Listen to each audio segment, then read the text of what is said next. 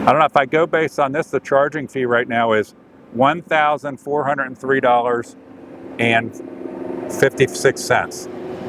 $1,403.65. I've been here now twice. I've never seen a car. I might be the first ever customer here. The chargers are actually on village property, not on UDF property. Okay, so I'm here at the UDF at Bauer Road. I actually came here, I think, on Saturday or Sunday, because I thought I was just driving by and I thought I would check out these chargers because people have been telling me about these chargers here. I have a Tesla, and I came here to see what was involved in charging these. I've only actually used other than my home charger, I used a Tesla charger once in Columbus, a supercharger. So I come here, I'm wanting to plug this in, and I find that there are these huge clunky things, and this is called CCS, and that part filled in or not is called J19 or something, J1772. So this is not compatible with a Tesla. This is not compatible with a Tesla. And I have no idea. By the way, it's unbelievably heavy also. This is really, really heavy. And this cable is unbelievably thick compared to like a supercharger cable. What I couldn't understand is this has to be some government thing, because no business, no commercial enterprise would put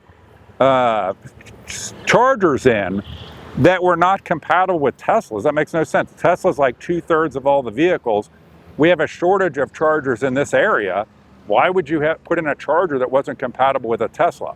So in order to use this charger, you need an adapter to use it with a Tesla. So I got one. This is an adapter for a J1772 and a CCS deal, okay? So this will allow me to charge with a Tesla with these. This cost me like 80 bucks, okay? Now, I just don't understand why no commercial valid business would put in chargers that were this type. You would either have the kind that does both, or you would have the Tesla kind, not just this kind. But I'm gonna see what happens. I'm gonna try it out here and see if I can get it to even work and not blow my car up. I have a high degree of confidence in Tesla stuff. It's super professional. This stuff is usually on, these non-Tesla chargers usually on the internet get bad reviews. There's an app for using non-Tesla chargers. It actually gives you kind of a confidence score that it's gonna work. Think about that. It'd be like whether the gas station's gonna have gas. So a Tesla supercharger, you know, it's pretty much always gonna work. There's not gonna be a question. Can you imagine getting to one and finding it doesn't work, or that you need some screwball adapter because it doesn't support Teslas, which Teslas are about 2/3 of the entire electric vehicle fleet. So let's get up here and I'm gonna see how if I can sign up to use this. Now, you may not be able to see the screen. I'm gonna say I wanna use A. I don't know what this means.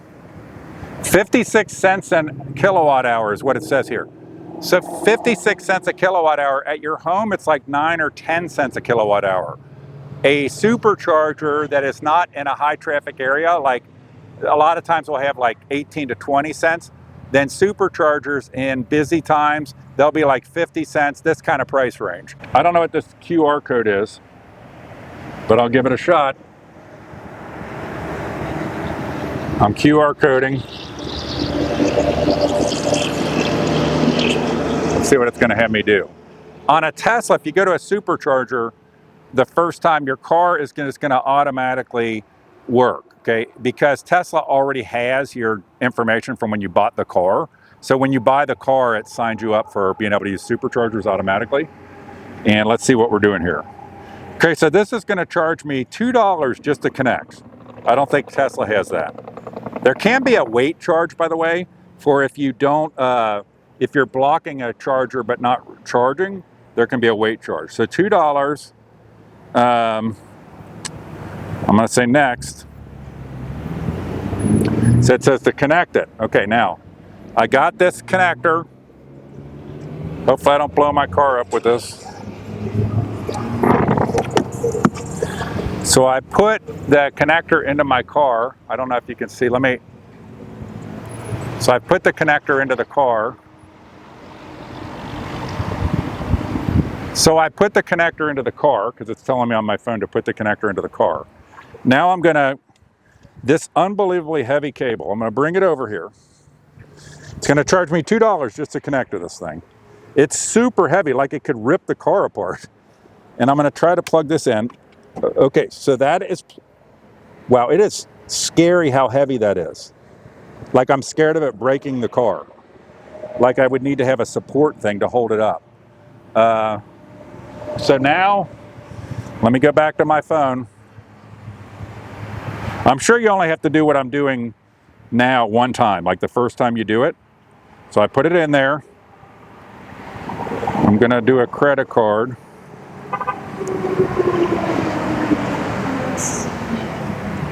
Okay. Okay, so I got a credit card I put in there. I got to get the code on the back of it. So now it says it's going to do a $50 pre-authorization on my credit card. And so, and then release it. Now I have to put in my mobile number. Okay. I got my mobile number in. I'm going to tell it to start charging. Let's see what it does. Linking vehicle. Some sort of vehicle protocol.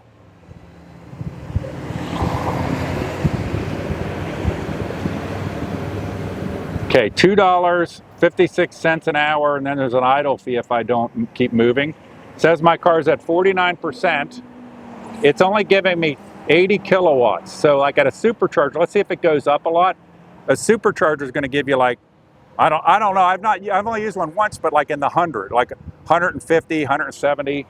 This is at 80, so that's not a very, I don't think that's a very fast. It's 5 minutes remaining. I have my charge limit as being 60%, and it says it's going to take 5 minutes to get there. It says it's adding 403 miles per hour. It's at 101 kilowatts. That's over here.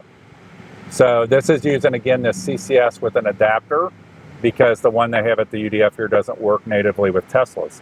And I spent 80 bucks to get an adapter. Okay, so I'm actually going to stop it maybe, because I don't know that I want to pay for this. I don't know if I go based on this, the charging fee right now is $1,403.56. $1,403.65. That's how these ones, it says at 106 kilowatts, and it says that I am currently on the hook for $1,403.83. That's how stupid these things are. Okay, so $2 and I don't know. Seems like a little much. But it's gone from 49 to 52%. And I would think there might be a way to say stop charging on here. Oh, to stop, use the app or swipe the RFID ID card. So I'm going to stop this. Stop charging. Okay, confirm stop. Okay, so it has now stopped charging here, all right? So I'll come over here. I don't know, this whole thing's probably gonna pull out with my adapter. It's unbelievable how heavy it is. Okay, so I'm gonna put this back here. Then I will take my adapter out, which I probably need to hit something because the charge port will be locked. Hold on. Now on a Tesla, I would just hit the button right on the charger on the plug, and it would unlock itself automatically. On a Tesla, there'd be a button that would cause it to unlock the connector so I could pull it out. But this one is locked, and I think I can go into the app. Okay, so that just closed the door. Okay, now when I open the door, I can get that thing off of there.